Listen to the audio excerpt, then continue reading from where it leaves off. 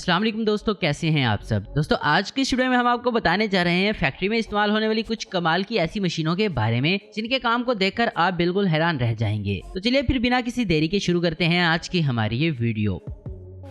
Number 1, hot water bag making. दोस्तों इस तरह के हॉट वाटर बैग्स तो आपने जरूर देखे होंगे जो हमारी बॉडी में होने वाले मसल्स पेन में सिकाई के लिए इस्तेमाल होते हैं। इस तरह के बैग्स बनाने के लिए सबसे पहले रॉ रबर मटेरियल का इस्तेमाल किया जाता है। इस रॉ रबर को कई रोलर्स के बीच में गुजारा जाता है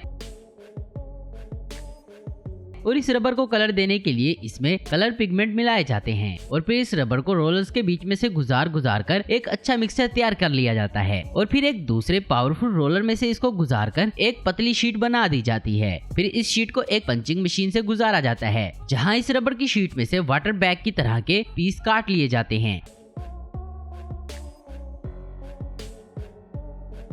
इसके बाद इसका बैग बनाने के लिए इसके दो टुकड़ों को एक डाई के ऊपर दोनों तरफ रख दिया जाता है और फिर इस डाई को एक प्रेसिंग मशीन के नीचे रख दिया जाता है जहां ये मशीन इस डाई को प्रेस करके इस डाई के ऊपर लगे रबर को दोनों सिरों को हीट की मदद से ज्वाइंट कर देती है और फिर इसके बाद इसको प्रेस मशीन में से निकालकर पानी में ठंडा होने के लिए रख दिया जाता है और फिर इस बैग में से डाई को हटाने के लिए इसे एक मशीन के ऊपर रखा जाता है, जिसके बाद इस बैग को चौड़ा करके इसके अंदर से डाई को निकाल लिया जाता है और फिर एक कटिंग मशीन की मदद से इसकी एक्स्ट्रा रबर को काट लिया जाता है और फिर इसमें वाल लगाए जाते हैं और फिर इन्हें पानी में डालकर टेस्ट किया जाता है ताकि इनमें कोई भी खराब या लीक बैग हो तो उनको इनमें से अलग कर लिया जाए और फिर लास्ट में इनके ऊपर पानी भरने के लिए नोजल्स को लगा दिया जाता है और फिर इन्हें पैक करके मार्केट में सेल होने के लिए भेज दिया जाता है। Number 2, woven bag making. दोस्तों इन बैग्स का इस्तेमाल रोजमर्रा की चीजों को संभाल कर रखने के लिए किया जाता है। इन प्लास्टिक के वोवन बैग को बनाने के लिए सबसे पहले इनके रॉ मटेरियल प्लास्टिक बीन्स को एक मशीन के कंटेनर में डाला जाता है। यहाँ से ये मटेरियल मेल्ट होते हुए आगे एक नोजल से निकलता है। ये मटेरियल एक प्लास्टिक लेयर्स की फॉर्म में एक वाटर कंटेनर में निकाला जाता है जिससे ये मटेरियल जल्दी से ठंडा भी हो जाता है। इसके बाद इस प्लास्टिक की शीट को इस मशीन में पूरी तरह फिक्स कर दिया जाता है। इसके बाद इस शीट को आगे लगे एक कटर से गुजारा जाता है। ये कटर इन शीट को छोटे छोटे कई सारे धागों में काट देता है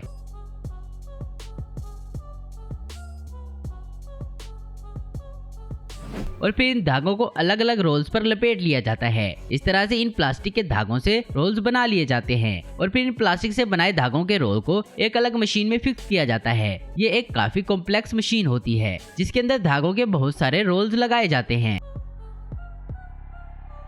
फिर ये मशीन इन्हें बुनते हुए एक लंबी शीट तैयार कर लेती है और फिर इस शीट को एक रोल में लपेट लिया जाता है और फिर इस तैयार हुए रोल को एक मशीन में फिक्स किया जाता है। यहाँ इस मशीन में लगे एक हीटिंग वायर की मदद से एक फिक्स साइज के मुताबिक काट लिया जाता है और फिर इन पर कंपनी का लोगो प्रिंट कर दिया जाता है।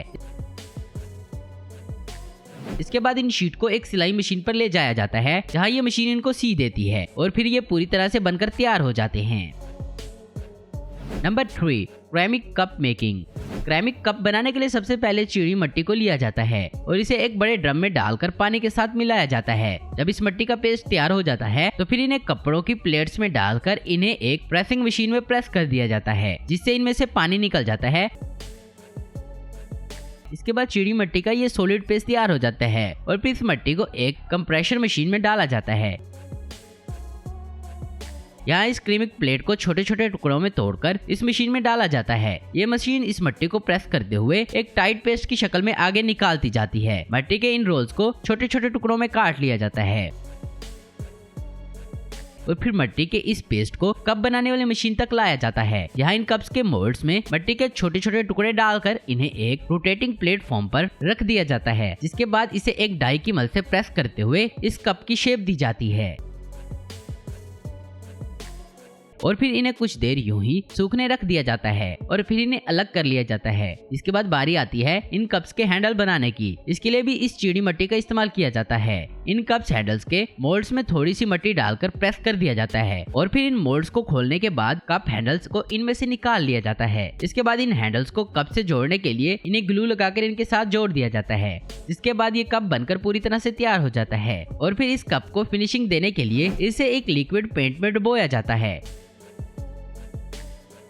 इसके बाद इन कप्स को एक हीटिंग मशीन में भेज दिया जाता है और इनको अच्छी तरह से पकाने के बाद बाहर निकाल लिया जाता है। इसके बाद फाइनल काम होता है इन कप्स पर डिजाइन बनाने का। इसके लिए इन कप्स के ऊपर स्टिकर्स या कलर से डिजाइन कर दी जाती है और फिर इन्हें दोबारा एक हीटिंग चैम्बर में डाला जाता है, जिससे ये बिल्कुल तैयार हो जाते हैं और फिर इन्हें मार्केट में सेल होने के लिए भेज दिया जाता है। Number 4, egg tray making. Egg tray बनाने के लिए सबसे पहले रद्दी पेपर को फैक्ट्री तक लाया जाता है। ये वही रद्दी पेपर होते हैं जो हम हमारे घरों से कबाड़ वालों को बेच देते हैं। फैक्ट्री में लाने के बाद इन्हें एक बड़े कंटेनर में डाला जाता है जो पानी से भरा होता है। यहाँ इन्हें कुछ वक्त तक पानी में गलने दिया जाता है और अच्छी तरह से गलाने के लिए इन्हें एक मिक्सचर से हिलाया जाता है, जिस वजह से ये रद्दी पेपर पूरी तरह से पानी में घुल जाते हैं। तो इसको एक अलग कंटेनर में भर लिया जाता है और फिर इसे एक ट्रे बनाने वाली मशीन तक पहुंचा दिया जाता है। इस मशीन में एग ट्रे बनाने के लिए ऊपर की तरफ 2 डाई लगी होती हैं और इसी तरह की डाई नीचे भी लगी होती हैं और फिर पानी के अंदर वाली डाई को ऊपर लगी डाई के साथ प्रेस कर दिया जाता है।